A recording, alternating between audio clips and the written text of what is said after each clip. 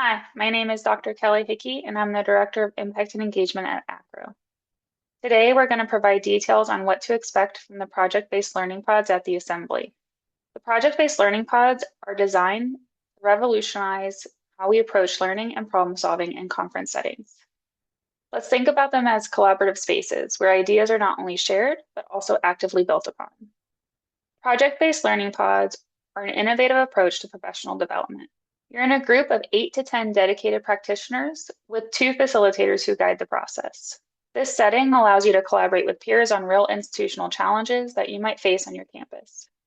Together, you'll explore both barriers and opportunities. The goal is to develop practical solutions that you can take back and implement in your institution. By the end of the session, the goal is to leave with tangible outcomes and concrete next steps, so you feel equipped and empowered to make a difference.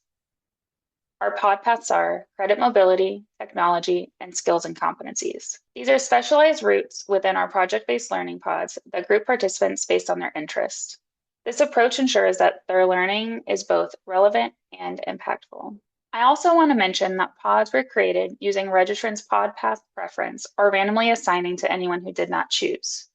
There's a link in your email if you would like to choose your path.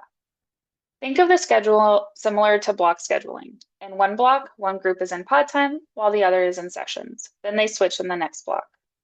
This keeps the conference rhythm consistent and helps everyone know when to collaborate with their pod and when to join the sessions.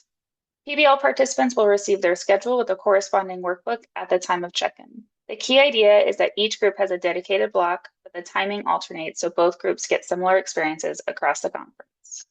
Today, we're diving into the heart of the PBL experience. Conference day starts at the registration desk, where you'll check in with the registration clerk. Once you're checked in, you'll provide your badge, pod and room number, and workbook. Inside the workbook will be a detailed schedule of when your pod is meeting versus when you're attending sessions. In the first pod meeting, your pod will work on identifying a problem and developing a problem statement. You'll work with the challenge my institution faces with chosen path is blank. Once you're done with meeting 1, you'll follow your schedule to your next event. Your pod will then reconvene for meeting 2 later in the day or the following day. Meeting 2 moves from problem to mapping out challenges. We'll investigate strengths, internal barriers, and external barriers to the problem. Once you're done with meeting 2, you'll follow your schedule to your next event.